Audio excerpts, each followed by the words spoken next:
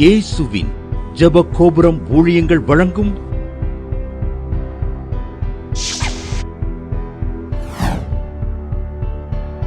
நம்பிக்கையிலே சந்தோஷமாயிருங்கள். வனிதாங்கிறவங்க மதுரையிலிருந்து எழுதியிருக்காங்க. அவங்க கணவர் விட்டுட்டு ஓடிட்டாராம். எங்க இருக்காருன்னே தெரியலையா. அவங்க வீட்டில் பால் வாங்க கூட காசு இல்லையா. ஒரு மகா இருக்கு. அதுக்கு பிள்ளை எப்படி வளர்க்குறன்னு தெரியல. நான் நம்பிக்கை டிவியில் ஒவ்வொரு வெள்ளிக்கிழமையும் 8:15 நம்பிக்கையில சந்தோஷமான நிகழ்ச்சியை பார்ப்பேன். அம்மாட்ட தொடர்பு கொண்டேன். வீட்டுக்கு போய் நேரடியாக பார்த்து ஜெபம் பண்ணேன். ஆண்டவர் என்னை பொருளாதாரத்தில் உயர்த்தினார். அடுத்து ஒரு மேரேஜ் பண்ணி கொடுத்து இப்போ நான் நல்லா இருக்கிறேன். இப்போ எந்த குறையில நான் மற்றவர்களுக்கு ஆண்டவர் கொடுக்கும்படி வைத்திருக்கிறான்னு சாட்சி எழுதியிருக்காங்க. நம்பிக்கையிலே சந்தோஷமாயிருங்கள். யோனா 1வது அதிகாரம் 3வது வசனம். அப்பொழுது யோனா கர்த்தருடைய சமூகத்தினின்று விலகி தர்ஷீசுக்கு ஓடி போகும்படி எழுந்து யோப்பாவுக்கு போய் தர்ஷீசுக்கு போகிற ஒரு கப்பலை கண்டு கூலி கொடுத்து தான் கர்த்தருடைய சமூகத்தினின்று விலகும்படி அவர்களோட தர்ஷீசுக்கு போக கப்பல் ஏறினான். அல்லேலூயா, ஆமேன். இன்றைய தினத்திலும் சத்துரு வைத்திருக்கிற ஒரு கண்ணியை குறித்து நம்ம பார்க்க போகிறோம். தேவ பிள்ளை யோனாவோடு ஆண்டவர் பேசுகிறார். எப்பா, இந்த நினிவே மக்களினுடைய அவங்களுடைய அக்கிரமம் என் சமூகத்துல வந்து எட்டுச்சுப்பா. அதனால நீ ஒரு காரியம் பண்ணுப்பா. அந்த நினிவேக்கு போப்பா. அந்த நினிவேக்கு போய் அங்க நான் என்ன வார்த்தை கொடுக்கிறேனோ அதை நீ பிரசங்கிப்பா, அதை நீ சொல்லுப்பா. அந்த நினிவேயை நான் கவிழ்த்து போட போறேன், 40 நாளைக்குள்ள கவிழ்த்து போட போறேன்னு சொல்லி அதற்கு விரோதமா நீ பேச ஆரம்பி.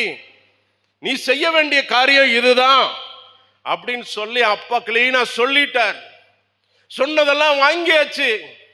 ஆனா யோனா தேவ சமூகத்தை விட்டு பிரிந்து போகிறான். அல்லேலூயா. கர்த்தருடைய சமூகத்தினின்று விலகி ஓடுகிறான். நல்லா கவனிங்க. இந்த விலகி ஓடுவதற்கு என்ன காரணம்? தேவ சமூகத்தை விட்டு விலகுவதற்கு என்ன காரணம்? இன்னைக்கு அதைத்தான் நம்ம தியானிக்க போகிறோம். யோனா 4வது அதிகாரம் 9வது வசனம். அப்பொழுது தேவன் யோனாவை நோக்கி, நீ ஆமணக்கு நிமித்தம் எரிச்சலா இருக்கிறது நல்லதோ என்றார். அதற்கு அவன், நான் மரண பரியந்தம் எரிச்சலா இருக்கிறது நல்லதுதான். நல்லா கவனிங்க.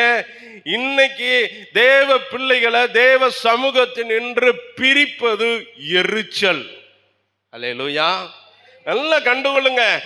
எரிச்சல் என்பது ஆண்டவருக்கு பிரியமில்லாத ஒன்று.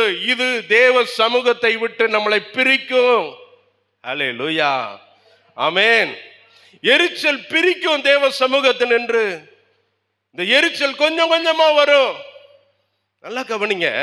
இது முன்னாடி இருந்து பிசாசினுடைய தந்திரம் அதை அப்படியே கொண்டு வர்றான். ஒவ்வொரு தேவ பிள்ளைகளுக்கும் கொண்டு வர்றான். முதலாவது ஆதியாகமம் 4வது அதிகாரம் 5வது 6வது வசனத்தை வாசித்தோமானா, ஆதியாகமம் 4வது அதிகாரம் 5வது 6வது வசனத்துல அங்க காயின் ஆபேலை குறிச்சு அப்பா சொல்லுகிறார். ஆபேலினுடைய காணிக்கையை ஆண்டவர் அங்கீகரித்ததுனால காயினையும் அவன் காணிக்கையையும் அங்கீகரிக்கவில்லை. அப்பொழுது காயினுக்கு, அல்லேலூயா, நல்லா கவனிங்க, முத சந்ததிங்க ஆதாம் ஏவாளுக்கு பிறந்த சந்ததி. அவங்களுக்குள்ள பாருங்க, அவன் காணிக்கையை மட்டும் ஆண்டவர் அங்கீகரிச்சார், என் காணிக்கையை மட்டும் அங்கீகரிக்கல. நல்லா கவனிங்க. ஒரு எரிச்சல் உண்டாயிருச்சு. நல்லா கவனிங்க. இதுதான் நான் தியானிச்சேன். ஏன் இந்த எரிச்சல் காயினுக்குள்ள வரணும்? காயின் ஒரு முதல் சந்ததி தானே. அப்படிங்கும் போது ஆதியாகமம் 3வது அதிகாரத்துல ஒரு ரகசியத்தை கண்டுபிடிச்சேன்.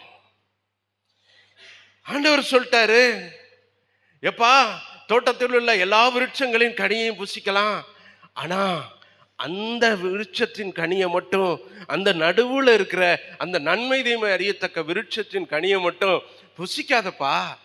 புசிச்சுட்டா நீ செத்துருவப்பா. வேண்டாம்ப்பா, நீ அதை புசிக்க கூடாதப்பான்னு சொல்றாரு. ஆனா பிசாசு தந்திர குணமுள்ளவனா இருந்து இவன் என்ன செய்யறான்? ஆதியாகமம் 3வது அதிகாரம் 2வது வசனத்துல இருந்து வாசித்தோமானா, ஸ்திரீ சர்ப்பத்தை பார்த்து புசிக்கலாம், ஆனாலும் அப்படியே சொல்றா. ஆண்டவர் என்ன சொன்னாரோ அதை அப்படியே சொல்றா. தோட்டத்தின் நடுவில் இருக்கிற விருட்சத்தின் கனியை குறித்து நீங்க சாகாதபடிக்கு அதை புசிக்க கூடாது, அதை தொடக்க கூடாதுன்னு சொல்லி ஆண்டவர் சொல்லி இருக்கிறாருன்னு சொல்றா. சர்ப்பம் ஸ்திரீயை நோக்கி, நீங்க சாக மாட்டீங்க. நல்லா கவனிங்க. இப்ப எந்த வார்த்தைய நம்ம கேட்கறது? நல்லா கவனிங்க. ஆண்டவர் சொல்லிட்டாரு, எப்பா நீ இது புசிச்சேன்னா செத்துருவப்பா. பிசாசு சொல்றான், நீங்க சாக மாட்டீங்கப்பா, நீங்க இதை புசிக்கும் நாளில உங்க கண்கள் எல்லாம் திறக்கப்படும்பா, நீங்க நன்மை தீமை அறிந்து தேவர்களை போல காணப்படுவீர்கள். சர்ப்பம் தந்திரமா சொல்றான். நல்லா கவனிங்க. இதுக்கு அடுத்த வசனத்துக்கு ஊடால என்னை நிப்பாட்டினார். நான் அப்பத்தான், எப்பா எனக்கு இதை வேலைக்கு காட்டுங்க. நல்லா கவனிங்க. ஆதாமு ஏவாளும் நல்லா நைட்டு தூங்குனாங்க, தூக்கமே வரல. ஒரு பக்கம் ஆண்டவர் பேசுறது கேட்குது, ஒரு பக்கம் பிசாசு பேசுறது கேட்குது. அல்லேலூயா. 2 பேர் பேசுறது மாறி மாறி கேட்குது. அவரு புசிக்க கூடாதுன்றாரு, இவன் புசிங்கிறான். அது புசிச்சா கண்ணு திறக்கப்படும் இவன் சொல்றான். ஆனா அவர் சொல்றாரு, எப்பா இது புசிக்கும் நல்ல நீ செத்துருவப்பான்றாரு.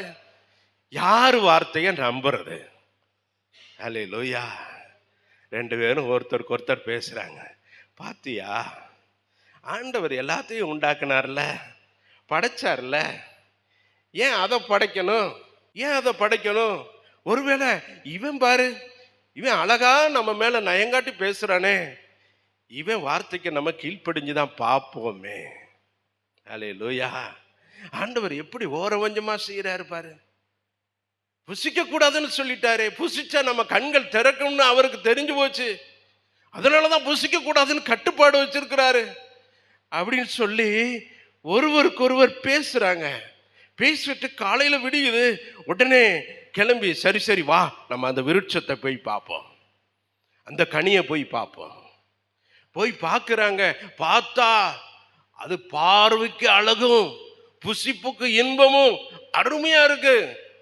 இந்த கனியை போய் அவர் புசிக்க கூடாதுங்கிறாரே. அல்லேலூயா. நல்லா கவனிங்க. ஆண்டவருடைய வார்த்தைய நம்பல, விசுவாசம் வைக்கல. அல்லேலூயா. நல்லா கவனிங்க. சுருக்கமா சொன்னா, இந்த எரிச்சலுக்கு முதல் வருகிறது என்னன்னா அவிசுவாசம்.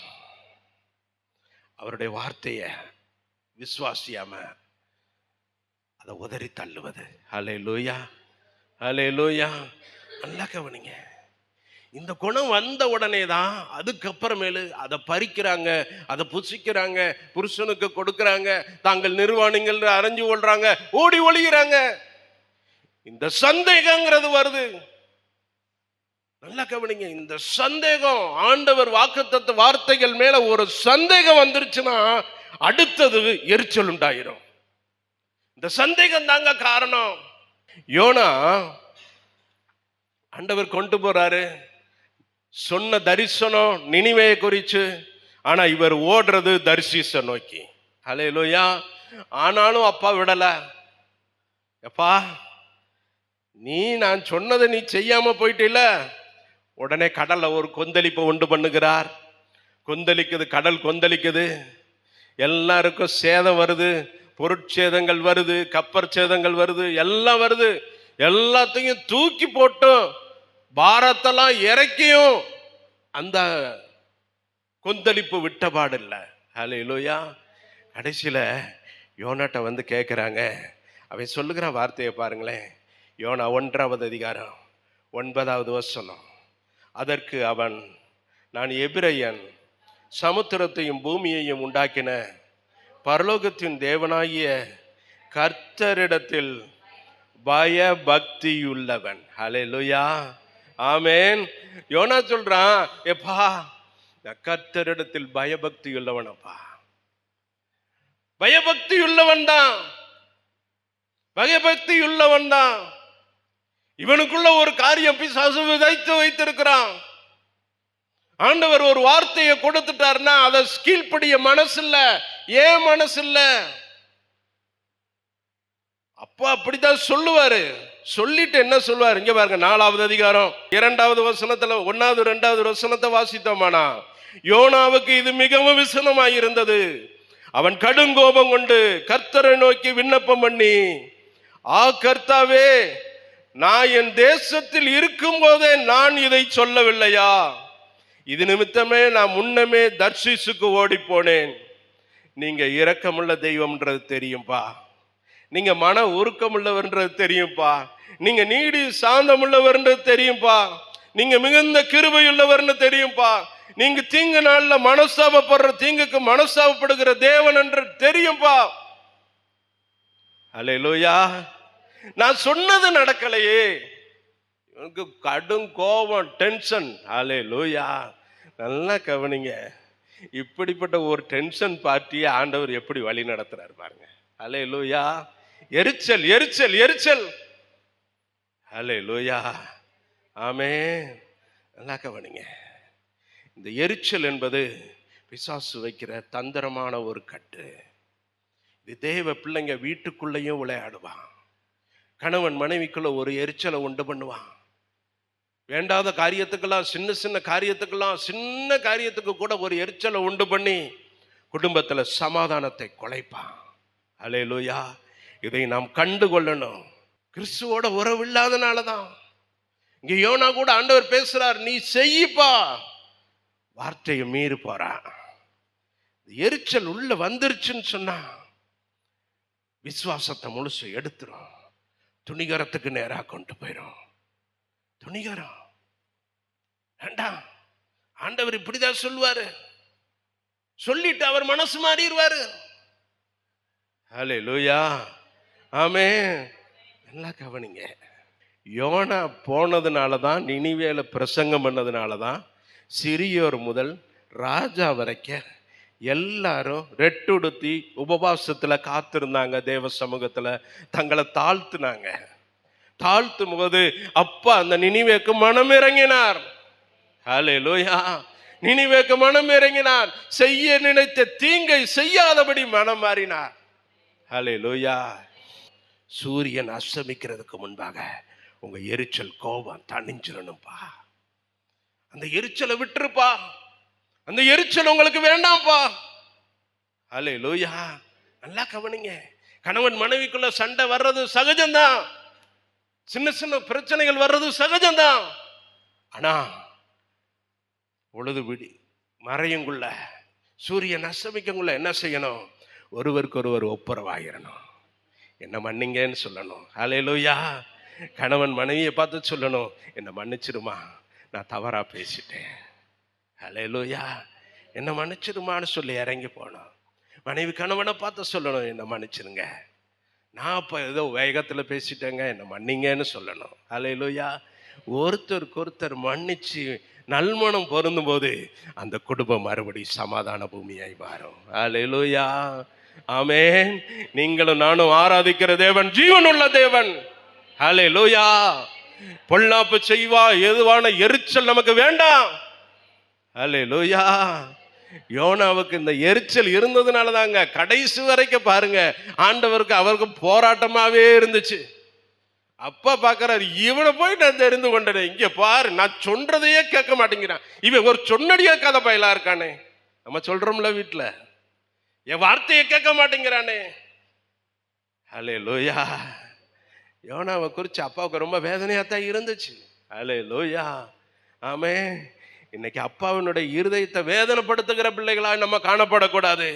அப்பாவுடைய இருதயத்தை சந்தோஷப்படுத்துகிற பிள்ளைகளாய் நாம் காணப்படணும். அல்லேலூயா. மாணவர்களே, அதிசய கல்வாரி ஊழியங்கள் மூலம் ஒவ்வொரு மாதமும் தேவனால் எல்லாம் கூடும் பத்திரிகையை நாங்கள் வெளியிடுகிறோம். தேவ சமூக பாடல்கள் DVD, ACD இந்த பாடல்களை நாங்கள் வெளியிடுகிறோம். அதிசய கல்வாரி ஊழியம் இது தீர்க்க தரிசன ஜெப ஊழியமாக நடைபெறுகிறது. இந்த ஊழியங்களுக்காக ஜெபிக்க, காணிக்கையை அனுப்ப தாங்க மறவாதிருங்கள். ஜெபிக்கிற, கொடுக்கிற, உழைக்கிற உங்கள் ஒவ்வொருவரையும் ஆண்டவர்தாமே ஆபிரகாமை ஆசீர்வதித்தது போல சகல விதத்திலும் உங்களை ஆசீர்வதிப்பாராக. ஆமென். அன்பிற்குரியவர்களே, இந்த ஊழியத்தை உங்கள் காணிக்கைகளால் தாங்குபவர்களின் கவனத்திற்கு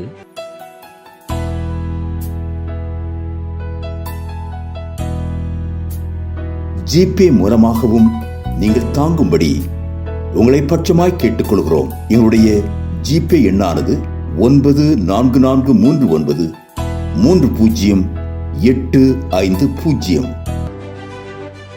எங்களது முகவரி சகோதரி எலிசபெத் சுந்தர்ராஜன், எண் 27, பொதிகை தெரு, குழந்தைச்சாமி நகர், வண்டியூர், மதுரை 20. செல்போன் எண்கள் 9484177765 9095328172 மற்றும் 9443930850.